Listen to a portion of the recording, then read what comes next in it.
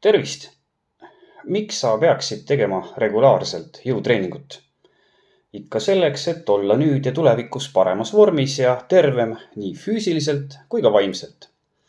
Mul on väga hea meel, et eriti viimaste aastate jooksul on hakanud murenema mõtteviis, mille kohaselt piisab tervemaks ja tugevamaks saamisest, sest kui sa käid korra kuus pool tundi jooksmas või jätad vahest ühe rasvase piruka söömata ning nende ka vaieldamatult oluliste elumuutuste kõrval on tulnud ka selge teadmine, et lisaks peaks tegema kas siis jõusaalis või kodus regulaarselt jõutreeninguid. Maailma Terviseorganisatsiooni ehk WHO kodulehel on detailsed ja suurel hulgal teadusuuringutel põhinevad ametlikud soovitused füüsiliseks aktiivsuseks erinevates vanusegruppides. Kui me räägime vanusegrupist 18 kuni 64 eluaastat, siis on aeroobse füüsilise aktiivsuse kõrval soovitatud lisaks teha vähemalt 2 korral nädalas kõiki lihasgruppe hõlmavaid keskmise või kõrge intensiivsusega jõutreeninguid. Ma oleksin praegu palju rikkam, kui oleksin saanud euro iga korra eest, kui minult küsitakse, kas pensionieas inimesed ikka võivad teha jõutreeningut. Jumal küll, õige vastus on mitte ainult ei või, vaid peavad.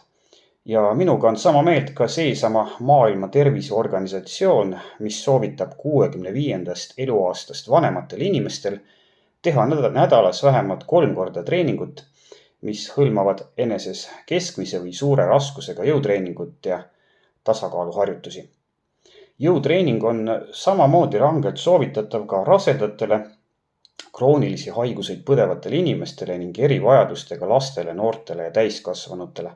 Muide, rasedusest rääkides, ma tean, et Eestis on ikka veel ämmaemandaid ja isegi arste, kelle kinnitusel ei tohi ka terved lapseootel naised tõsta 5 kilost suuremat raskust. Ilmselgelt on tegemist meedikutega, kelle haridus pärineb aastast 1893. Ja kui teil sihuke on, siis soovitan vahetust, sest kui inimene on ühel teemal ebakompetentne, siis on ta tõenäoliselt rumal ka muudel teemadel.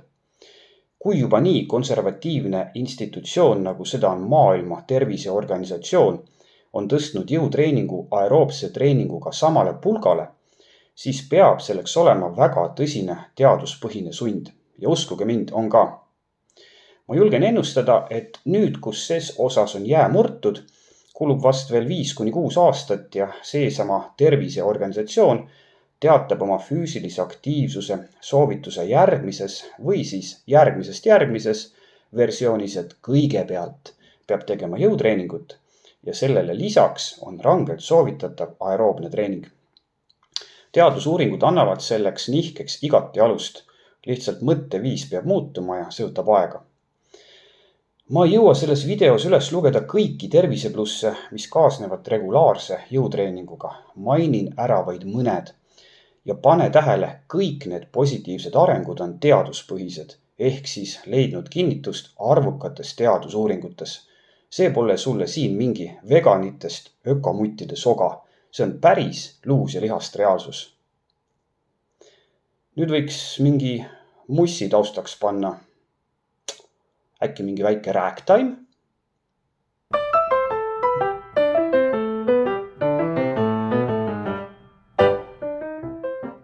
Päris hea.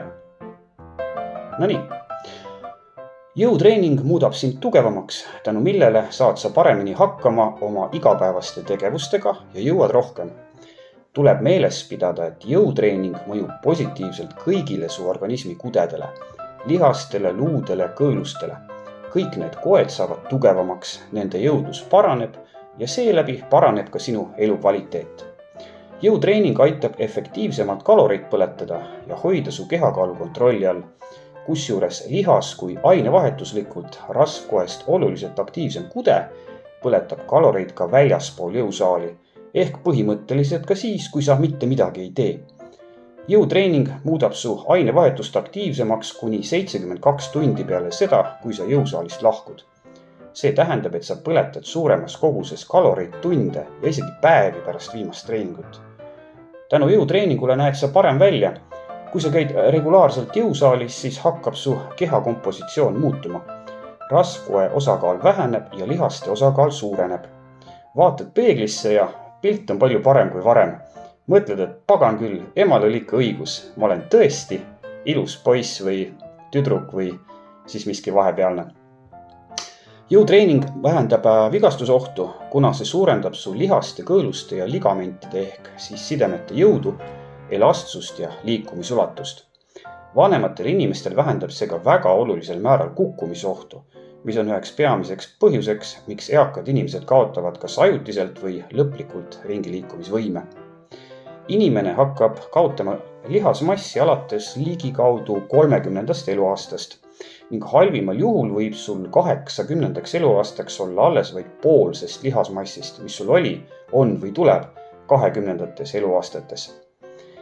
Lisaks peab silmas pidama, et lihasjõu ja lihasvastupidavuse kahanemine võib olla veelgi suurem. No vaata, 80. eluaasta võib kõlada nagu kauge tuleviku muusika, aga ärme unusta, et